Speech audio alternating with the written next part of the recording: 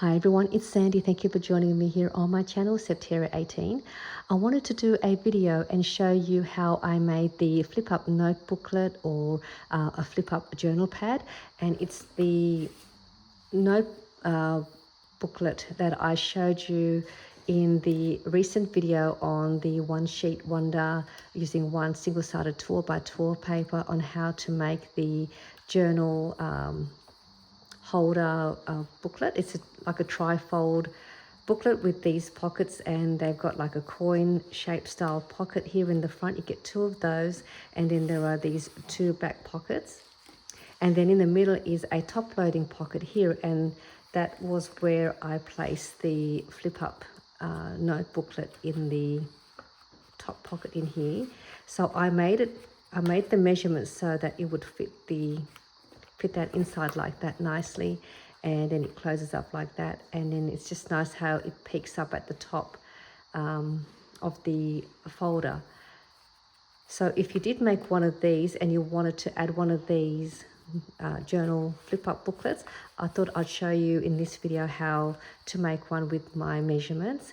And the papers that I used for the folder as well as the booklets were by Rosie's studio. It's their new release collection called Forget Me Not, and I am part of the creative club design team for Rosie's studio, so you can head over to their online store, which I will put down below for you if you wanted to purchase the collection. The papers are just really beautiful, really fun to work with, really easy. You can make all kinds of projects with the lovely prints that come in the collection. And there are also 6x6 papers, paper pads, embellishments, sticker sheets. And this is from the 12x12 single-sided paper pack. And you get 20 sheets in the pack. Just beautiful papers. I love the colors in the collection. So let me just quickly show you the flip-up note booklet or flip-up journal pad. And so that's the cover, which I had fun just simply embellishing it with the coordinating embellishments.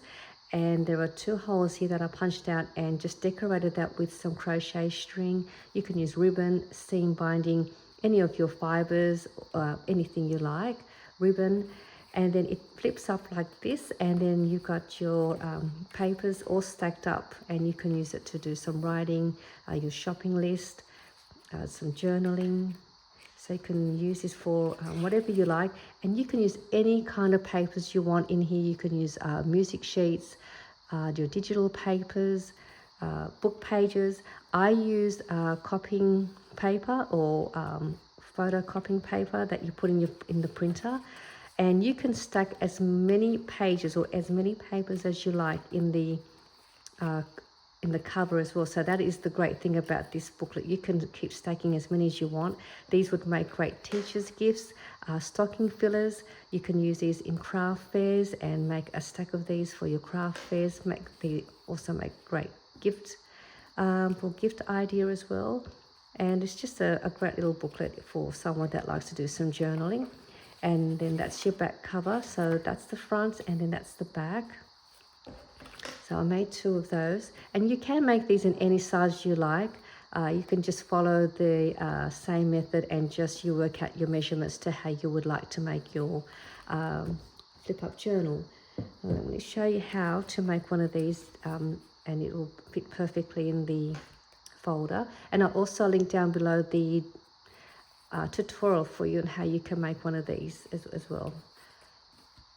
So what you're going to need, two pieces of your paper. They're single-sided for these ones, and you want to cut one at 4 inches by 7 inches, and the next one at 4 inches by 8.5 inches. Let me just double check it just to make sure I'm right. Yeah. So it was 4 inches by 8.5 inches, and the other piece at 4 inches by 7 inches. And I have here just the photocopying paper or printing paper, and then I also have a vellum piece just to show you that you can add any papers you want to your pages, and all I done was I cut the paper about 1/8 of an inch less than the smaller piece that you cut out at 4 by 7. And I'll just show you. I'll just grab one. I just trimmed mine down, so I think it's like 3 3/8 of an inch. 3 7/8 of an inch by 6 7/8 of an inch. So I just trimmed it down a little bit less than the actual cover of your journal pad. So you just do the same thing, and you just cut it as many as you like. And I don't know how many I've got here. I've just got a stack here just so I can show you how to put it together. So what we'll do here, you grab the longer piece that's at 4 by 8.5 inches. Now I purposely got a paper that has a pattern going one way, and what you're going to do is you want that pattern to go to the right. We're going to score on the top part of where the pattern is, just so it gives you an idea. So the scoring will be up here. So I'm just going to turn it upside down just so you can see the score marks. We're only doing 2 score lines. So on the 8.5 inch side, you're going to score at 1.5 inches and 2 1/4 of an inch, and that's all the scoring. And what we'll do next is we are going to fold on the first score line. We're going to fold that back, just folding that on that first score line. And then you should have another score line down here at the bottom. And just gently fold that up just a little bit, just enough so you have enough for it to move up and down for the moment. So we'll put that to the side. And you're going to flip the smaller piece that's at 4 by 7 inches. Have that facing down for now. Grab your stack of papers. I've got the vellum piece here. I'm going to place that vellum in the front. You're just going to line them all up, and I'm going to grab a couple of paper clips just to keep them in place. And I'm going to just place it here on the ends. And what's great about this project, you just use your everyday supplies.